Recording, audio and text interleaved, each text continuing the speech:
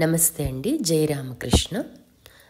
జనవరి 31వ తారీఖున ఈరోజు ఏమి సద్భావన ఉందో, పాఠం ఏం చెప్తున్నారో, ప్రార్థన ఎలా చేయాలో అనేది మనం అర్థం చేసుకుందాము.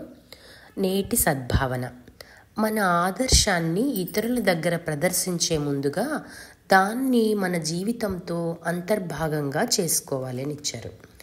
అంటే మన ప్రతి ఒక్కరము ఒక ఆదర్శం పెట్టుకోవాలి. నేను ఇంతకుముందు అనుకున్నాం కదా, ఆదర్శము అంటే ఆధ్యాత్మిక జీవితానికి సంబంధించినటువంటి ఆదర్శం అన్నమాట. కాబట్టి మనం ఒక ఆదర్శాన్ని పెట్టుకున్నాము, ఆ ఆదర్శం కోసం పాటుపడుతున్నాము.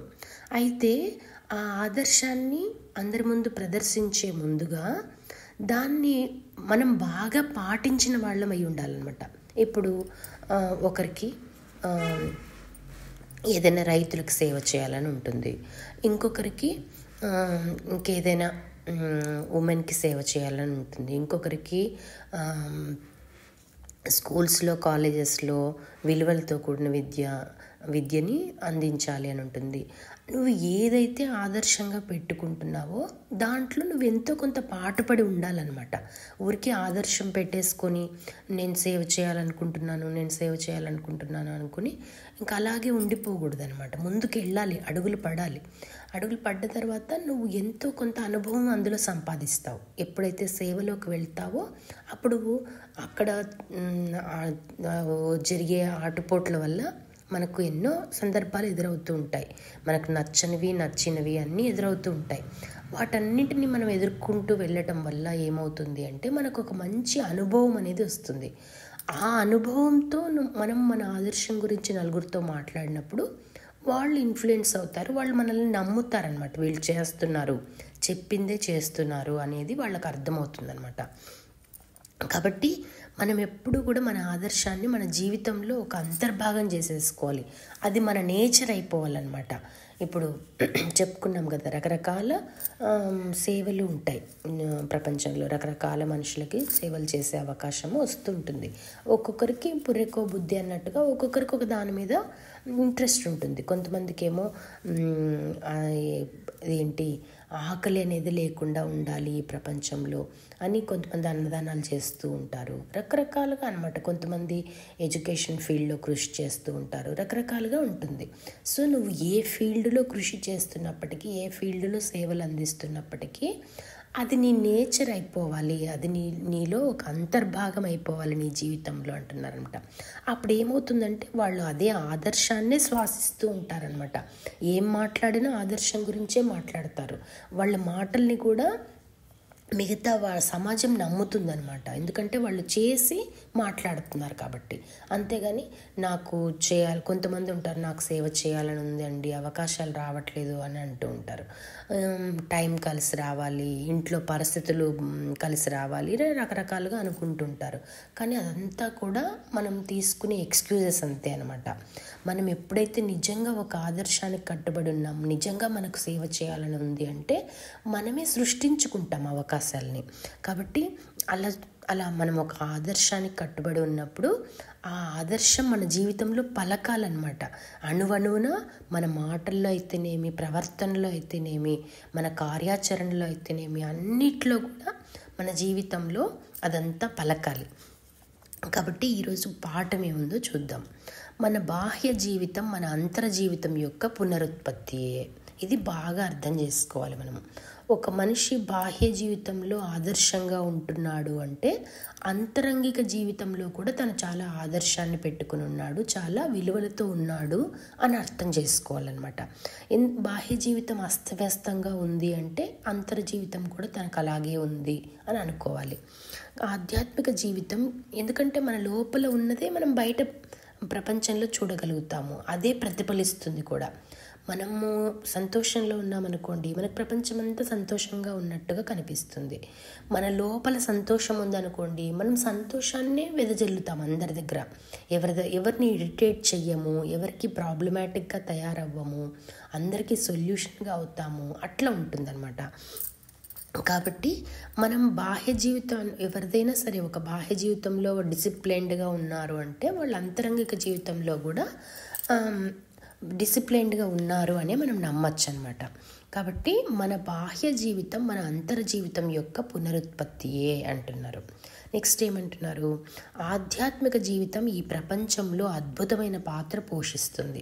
సో కాబట్టి ఎవరైతే ఆధ్యాత్మిక జీవితంలో ప్రవేశించారో, ఎవరైతే గురువుల వాక్యాల్ని పరిపాలిస్తున్నారో, ఎవరైతే శాస్త్రాలను అధ్యయనం చేస్తున్నారో, ఎవరైతే భగవంతుణ్ణి వాళ్ళ జీవితంలో ఒక పార్ట్గా చేసుకున్నారో, అటువంటి వాళ్ళ జీవితం చాలా ప్రపంచంలో అద్భుతమైన పాత్రను పోషిస్తుంది. ఎందుకంటే వాళ్ళు ప్రపంచానికి బ్లెస్సింగ్ అవుతారనమాట. వాళ్ళు ఎన్నో సమస్యల్ని తీర్చగలుగుతారు. వాళ్ళకున్న ఆ జ్ఞానం వల్ల, వాళ్ళకున్న ఆ ప్రేమ వల్ల, భక్తి వల్ల వాళ్ళు సర్వమానవాళ్ళకి ఎంతో ప్రేమగా సేవ చేయగలుగుతారు. కాబట్టి వాళ్ళు ఒక అద్భుతమైన పాత్ర పోషిస్తున్నట్టే కదా ఈ ప్రపంచంలో. కాబట్టి ప్రతి ఒక్కరూ ఆధ్యాత్మికత జీవితం గడపడానికి ఉత్సుకత చూపించాలన్నమాట. అది ఎలా ఏంటి అనేది మనం చెప్తూనే ఉన్నాము. అలాగే మనం మన ఆధారమైన భగవంతుని వదిలితే నిజంగానే జీవించలేము. కాబట్టి మనం ఎప్పుడు సంతోషంగా ఉంటాము అంటే భగవంతుణ్ణి మన మనసులో నిలుపుకున్నప్పుడు మాత్రమే సంతోషంగా ఉంటామన్నమాట. ఎప్పుడైతే బాహ్యమైనటువంటి పరిస్థితుల ఒత్తిడికి లోనవుతామో, మన సంతోషం కోసము బాహ్య జీవితం మీద ఆధారపడతాము, వస్తువుల మీద, వ్యక్తుల మీద, అది ఫ్రెండ్స్ అవ్వచ్చు, రిలేటివ్స్ అవ్వచ్చు, ఎవరైనా అవ్వచ్చు. కానీ ఎవరు కూడా అందరూ టెంపరీ అనమాట.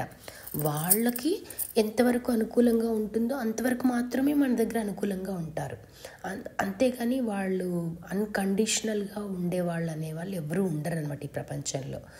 తల్లిదండ్రుల దగ్గర కూడా మనకు ఒక్కొక్కసారి మనల్ని అర్థం చేసుకోలేకపోవచ్చు వాళ్ళు కూడా.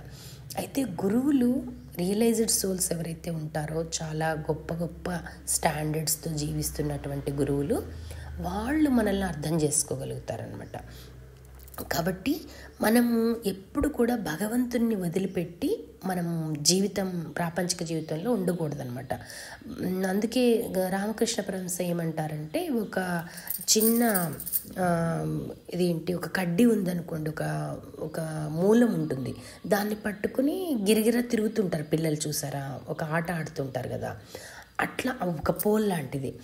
ఆ పోల్ అందుకేమంటారు శ్రీరామకృష్ణ పరమహంస, ఆ భగవంతుడు అనేటువంటి ఆ పోల్ని మీరు పట్టుకుని మీరు ఎంతైనా తిరగండి ప్రపంచంలో, ఏం పర్వాలేదు, మీకే ఆపద సంభవించదు, మీరు సంతోషంగా ఉంటారు, మీ సంతోషాన్ని ఎవరు కూడా దోచుకోలేరు, మీరు బ్యాలెన్స్డ్గా ఉండగలుగుతారు అని చెప్తున్నారనమాట.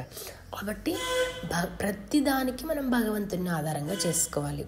ఎవరి దగ్గరైనా స్నేహం చేయాలన్నా వాళ్ళు బంధువులు అయి ఉండాలి, ఆ భగవంతుని ద్వారా మనం కనెక్ట్ అయిన వాళ్ళు అయి ఉండాలన్నమాట. సో రిలేటివ్స్లో కూడా ఎవరిలోనైనా సరే మనము కంటిన్యూ చేయాలి మన రిలేషన్ అన్నప్పుడు ఏం చూడాలి అంటే, వాళ్ళు భక్తులా కాదా, ఏమండి ఇంత స్ట్రిక్ట్గా ఉండాలా మరి అంటే మనకు అప్పుడే ఆపదలు రావన్నమాట. మనకి ఎవరి వల్ల ఇబ్బందులు తలెత్తవన్నమాట. ఎవరితో కనెక్ట్ అయినా మనం ఆధ్యాత్మికంగా పురోగతి చెందేలా ఉండాలన్నమాట.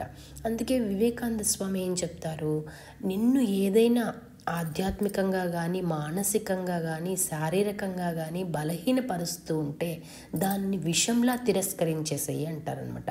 ఈ ఒక్క వాక్యాన్ని మనము మననం చేసుకుని పాటించగలిగితే ఎన్నో సమస్యల నుంచి మనం బయటపడగలుగుతామన్నమాట. కాబట్టి ఎప్పుడు కూడా భగవంతుణ్ణి మనకు ఆధారభూతంగా చేసుకుని జీవితాన్ని గడపాలి అని చెప్తున్నారు. నెక్స్ట్ ఏం జరుగుతుంది, ప్రార్థన చూద్దాం. ప్రార్థన. ఓ దేవా, పవిత్ర అర్పణ బుద్ధితో నా హృదయాన్ని నీకు అర్పించనియ్యి. కాబట్టి ఫస్ట్ మనము మన హృదయంలో ఎవరెవరినో పెట్టుకొని ఉంటాం. మనం ఎంతోమంది స్నేహితులు అవ్వచ్చు, బంధువులు అవ్వచ్చు, ఫ్యామిలీ మెంబర్స్ అవ్వచ్చు, ఇంకా ఎవరెవరినో మనము అందరినీ పోగేసుకొని ఉంటాం. కానీ భగవంతునికి మనకు ప్లేస్ ఇవ్వడానికి అంత బ్రాడ్ మైండెడ్గా ఉండమన్నమాట మనము స్టార్టింగ్లో. కాబట్టి ఏమంటున్నారు, తండ్రి నేను చాలా అర్పణ బుద్ధితో నా హృదయాన్ని నీకు అర్పించనియ్యి అని వేడుకుంటున్నారు. నా జీవితాన్ని అణుకువతోనూ నిస్వార్థ భక్తితోనూ నీకు అర్పించనివ్వు. కాబట్టి అణుకువ అనేది కూడా చాలా ఇంపార్టెంట్ ఆధ్యాత్మిక జీవితంలో. అట్ ద సేమ్ టైం ఏదైనా అధర్మంగా ఉంది అన్నప్పుడు మనం క్వశ్చన్ చేయాలి, అది కూడా ఆధ్యాత్మికత కిందకే వస్తుంది అని చెప్తారనమాట. అధర్మంగా ఉంది, అన్యాయంగా ఉంది అన్నప్పుడు మనం అక్కడే కంటిన్యూ అవ్వాలి అనేది ఏం లేదనమాట. మనకు ఆధ్యాత్మికంగా పురోగతి చెందేలా ఉండే పరిస్థితుల్లో మాత్రమే మనం కంటిన్యూ అవుతూ ఉండాలి. నా జీవితాన్ని అణుకువతోనూ నిస్వార్థ భక్తితోనూ నీకు అర్పించనివ్వు. నేను నీ దివ్య సంతతికి చెందినవాడను. కాబట్టి మనము భగవంతుని బిడ్డలము అని అనుకుంటే ఏమవుతుంది? ఇప్పుడు బిడ్డకి ఏమవుతుంది? తల్లిదండ్రి యొక్క పోలికలు అయితేనేమి, తల్లిదండ్రి యొక్క గుణగణాలు కూడా వస్తాయి కదా.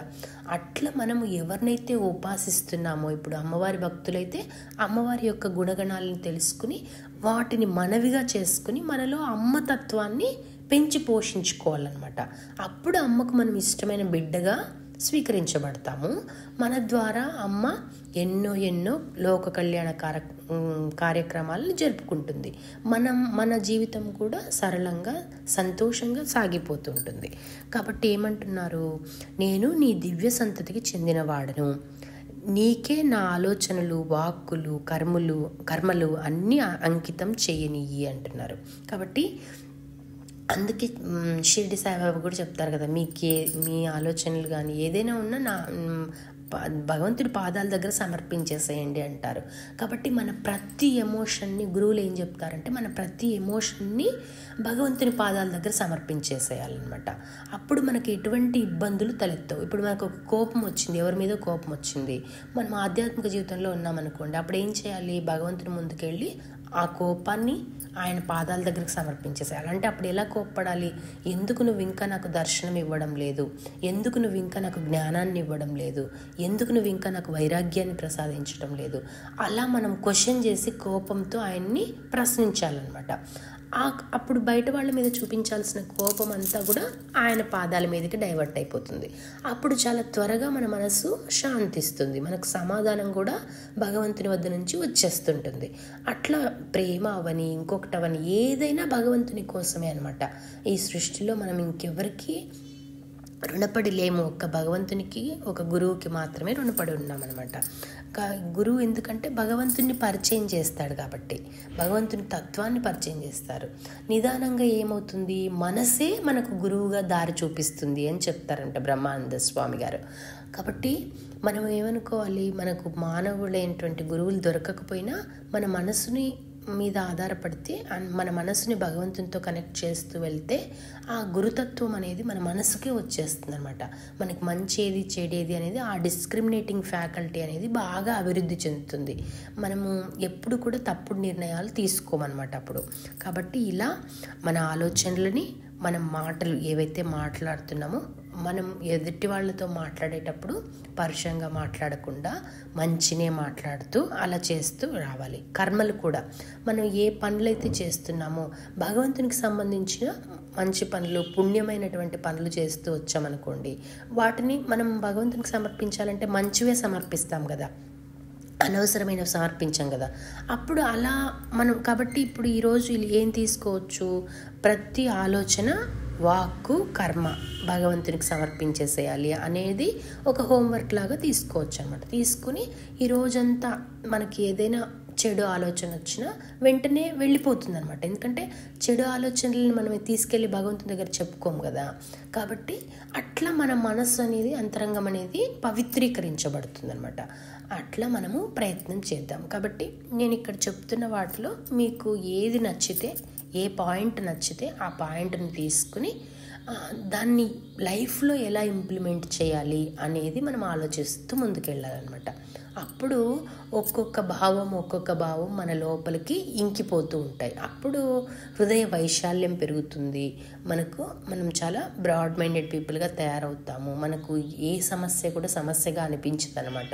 ఇంతే కదా, దీనికి సొల్యూషన్ ఇదే కదా అని మన మనసే, భగవంతుని ద్వారా మన మనసు ప్రక్షాళనమై ఉంటుంది. కాబట్టి మనకు సొల్యూషన్ అనేది చూపిస్తుంది అనమాట. అది ఈరోజు మనం నేర్చుకునేటువంటి పాఠము, ప్రార్థన. సరేనా? సర్వం శ్రీరామకృష్ణ అర్పణమస్తు. లోకా సమస్త సుఖినో భవంతు. థ్యాంక్ యూ అండి అందరికీ విన్నందుకు. Thank you so much. జై రామకృష్ణ.